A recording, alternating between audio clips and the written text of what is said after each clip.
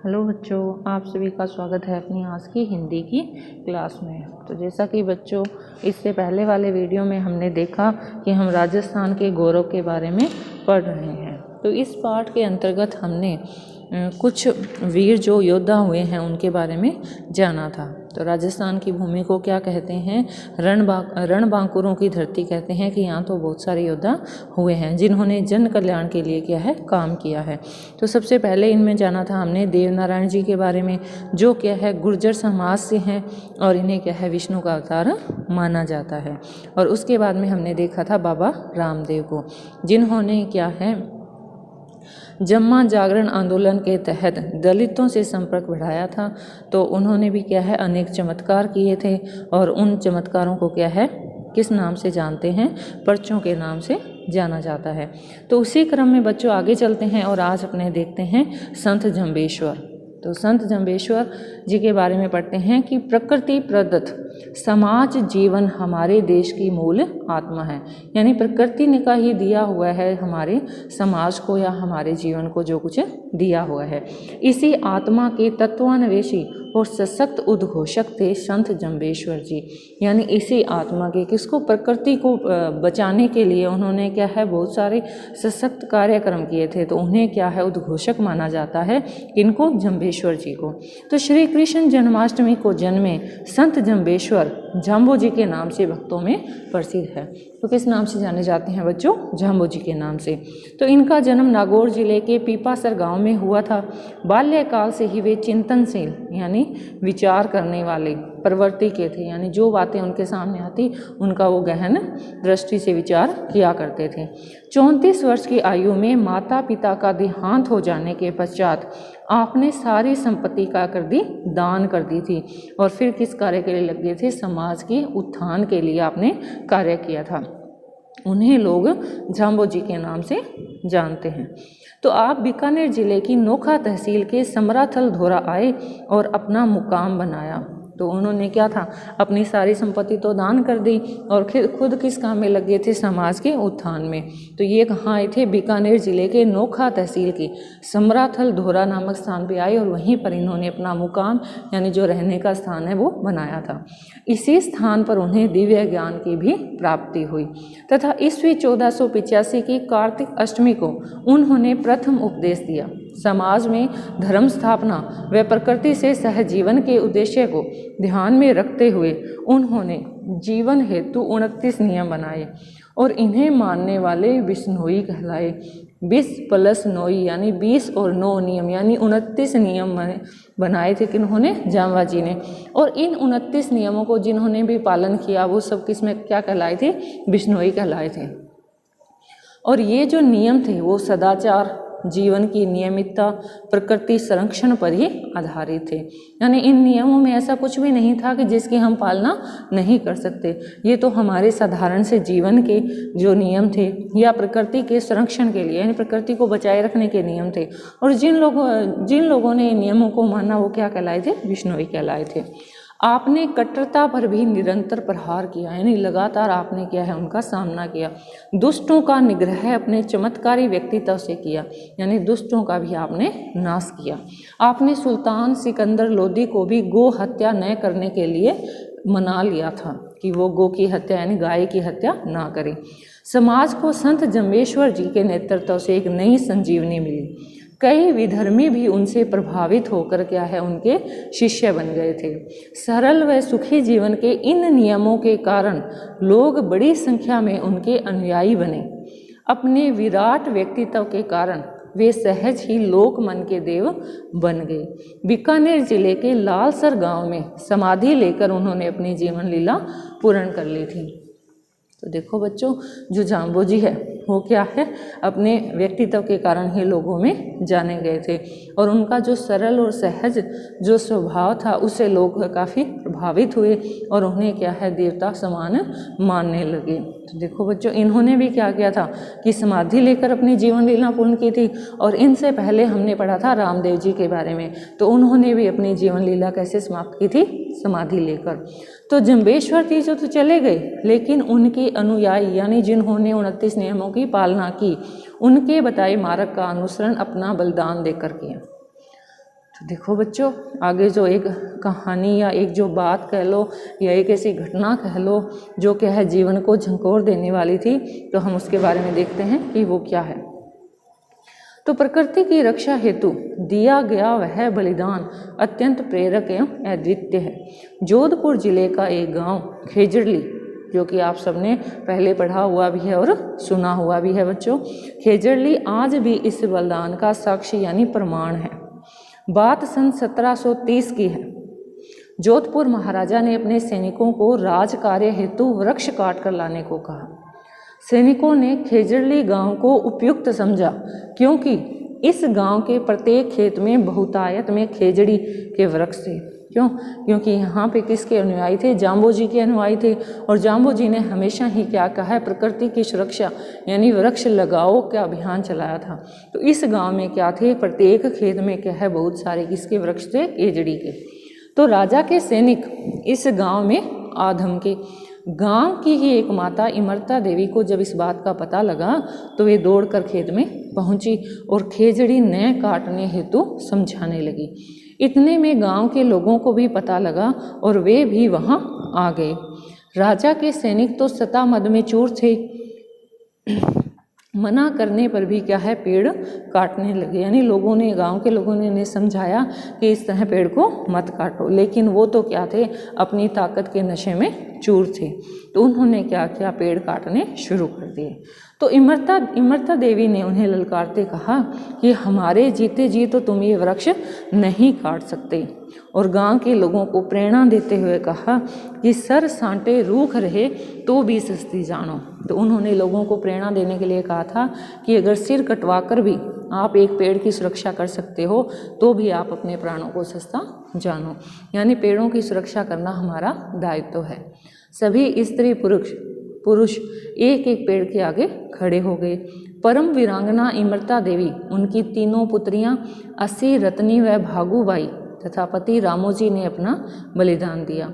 फिर तो गांव वाले भी पीछे नहीं रहे, एक के बाद एक वृक्ष की रक्षार्थ करते गए। इस प्रकार उस दिन 363 लोगों का बलिदान उस खेजड़ी ग्राम में हुआ। तो देखो बच्चों, प्रकृति के संरक्षण के लिए भी लोग क्या है? अपना बलिदान करते हैं। और एक ही दिन में, एक ही समय पेड़ की सुरक्षा के लिए एक ही गांव के 363 लोगों ने क्या है? बलिदान दिया था। वे सभी बलिदानी किसके अनुयायी थे? जम्बेश्वर जी के। आज भी उनकी स्मृति में प्रतिवर्ष मेला भरता है।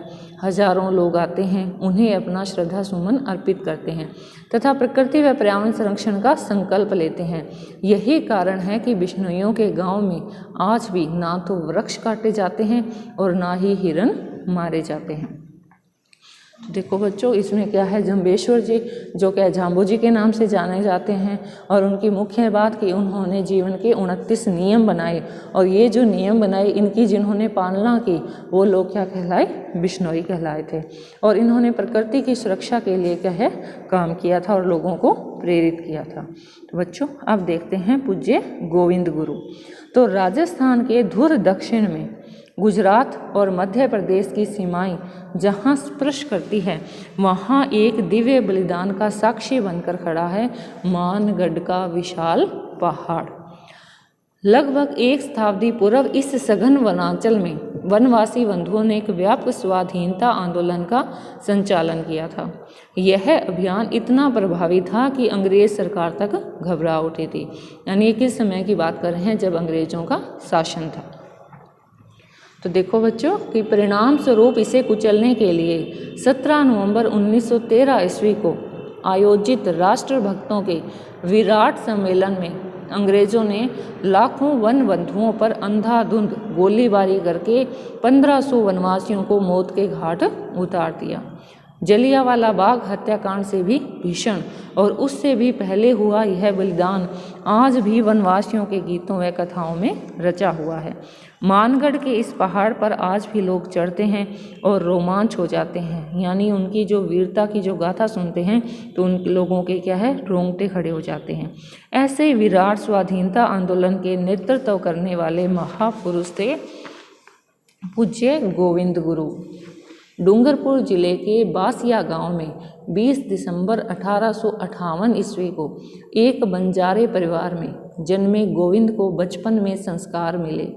गांव के शिव मंदिर के पुजारी थे। उन्होंने संस्कार कहाँ से ग्रहण किए? मंदिर के पुजारी से।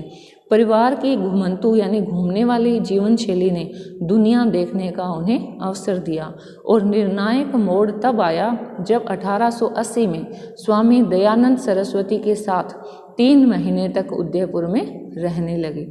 लाखों वनवासी बंधु अशिक्षा, बेकारी, भूख, अकाल, बीमारी, व्यसन तथा अंधविश्वास के साथ साथ सामंती और अंग्रेजी सरकार के अत्याचारों को सह रहे थे। यानी उस समय समाज में कितनी सारी बुराइयां थी, कितने सारे काम जो करने वाले थे।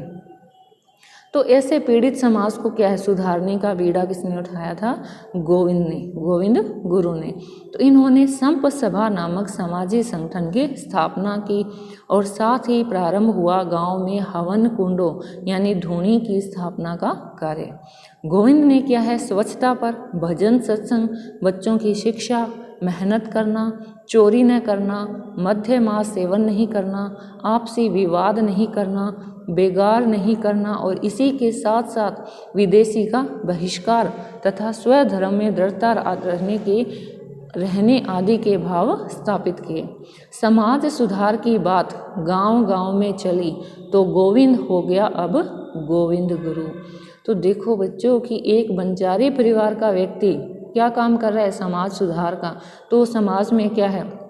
जितनी भी कुरीतियां हैं, जितनी भी बुराइयां हैं, अशिक्षा है, जो स्वच्छता जो लानी है, तो इन सब के कार्य के लिए उसने क्या किया? अपने जीवन को समर्पित कर दिया।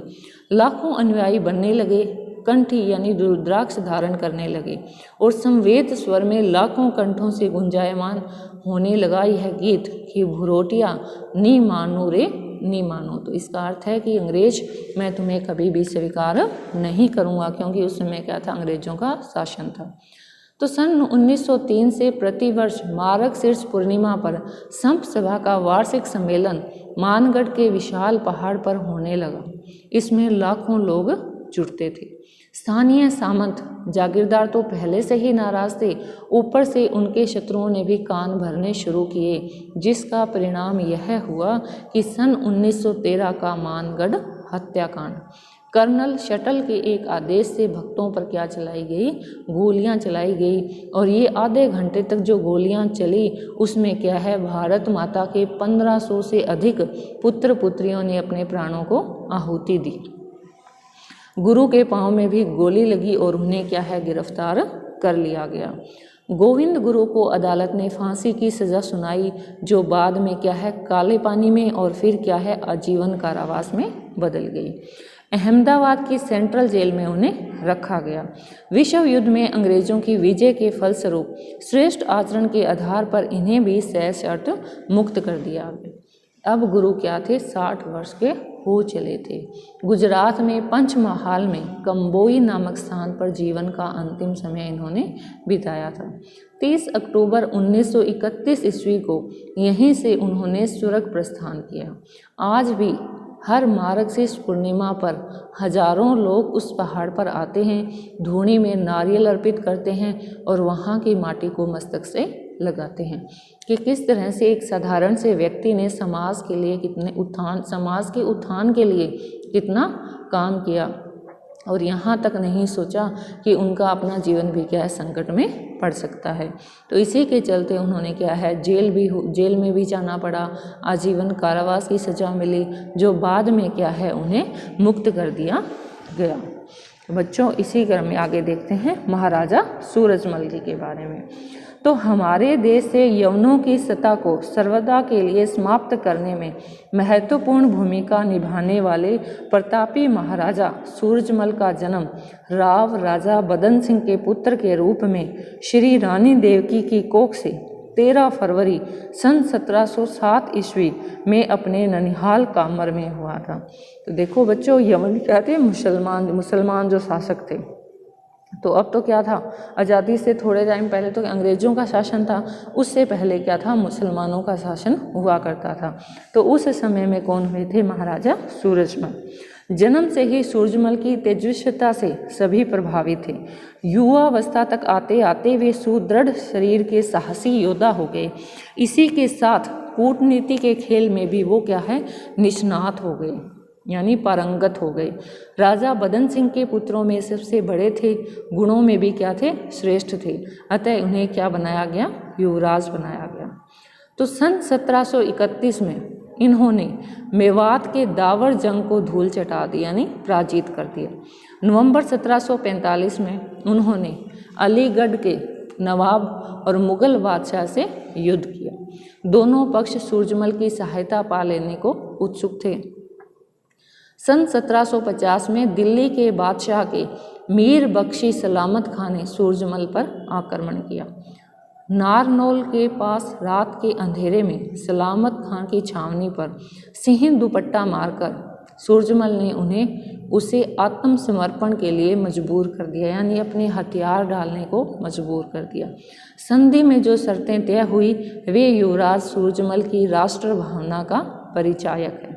इनमें से दो मुख्य शर्त थी कि मुगल सेना पीपल के वृक्ष कभी नहीं काटेगी, और दूसरी है कि मंदिरों का अपमान नहीं किया जाएगा और ना ही किसी देवालय को क्षति पहुंचाई जाएगी।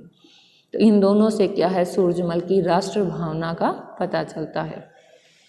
तो बच्चों कि राजा बदन सिंह के निधन के बाद 9 जून 1756 ईस्वी को सूरजमल विधिवत भरतपुर राज्य के राजा बने। इसके 6 माह बाद ही अहमद शाह अब्दाली भारत में घुस आया। दिल्ली के बादशाह ने बिना लड़े ही आत्मसमर्पण कर लिया, यानी उसकी अधीनता को स्वीकार कर लिया। दिल्ली फतेह कर अब्दाली ने सूरजमल को दबाने का विचार किया। महाराजा सूरजमल ने अब्दाली को समझौता वार्ताओं में उलझाने की रणनीति अपनाई। इसी समय भरतपुर नरेश ने वह ऐतिहासिक पत्र लिखा जिसमें उन्होंने अब्दाली का मनोबल तोड़ने की कोशिश की तथा उसे चुनौती भी दी। पत्र पढ़ने के बाद उसे डीग, कुम्हेर और भरतपुर के सुदृढ़ किलों की ओर बढ़ने की हिम्मत ही नहीं हुई। तो यानी युद्ध करने से पहले ही उन्होंने क्या किया, उनसे एक समझौता वार्ता की और उन्हें एक ऐतिहासिक पत्र लिखा और पत्र में ऐसे शब्दों का उपयोग किया जिससे क्या है अब्दाली की हिम्मत ही नहीं पड़ी कि वो भरतपुर की तरफ देखे भी। इस प्रकार तुर्कों को उन्हीं के हथियार से मात देने वाला छत्रपति शिवाजी महाराज सरीखा एक और वीर पुरुष भारत की धरती पर अवतरित हुआ था।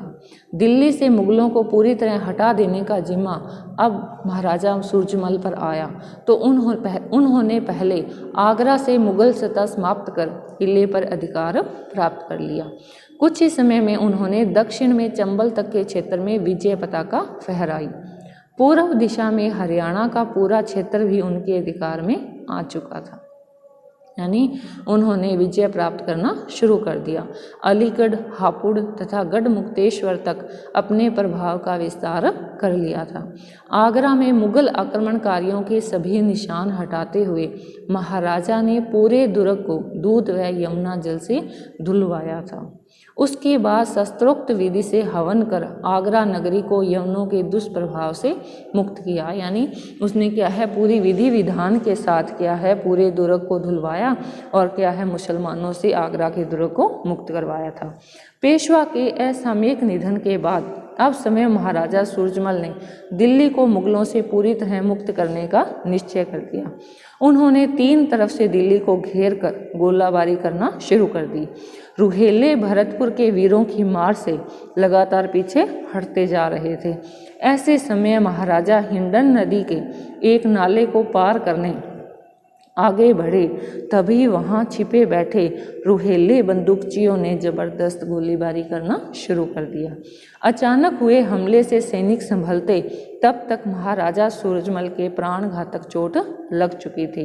तो रविवार 25 दिसंबर 1763 ईस्वी के दिन सायंकाल लगभग 5 बजे महाराजा सूरजमल का निधन हो गया। यानी इन्होंने क्या है अपने देश को क्या है मुगलों से आज़ाद करवाने के लिए काफ़ी कोशिश की थी और इन्होंने मंदिरों का अपमान नहीं किया जाए और पीपल के वृक्ष नहीं काटे जाए, ये इन्होंने क्या है संधि की कुछ शर्तें रखी थी, जिससे क्या है सूरजमल की राष्ट्र भावना का हमें पता चलता है। तो बच्चों इस पाठ को अच्छे से सुनना और समझने की कोशिश करना, क्योंकि ये पाठ आपके पाठ्यक्रम में तो है ही, लेकिन इसके अलावा ये जनरल नॉलेज का भी पार्ट बनता है, जो कि प्रतियोगिता परीक्षाओं में काफ़ी बार इस तरह के प्रश्न पूछे जाते हैं।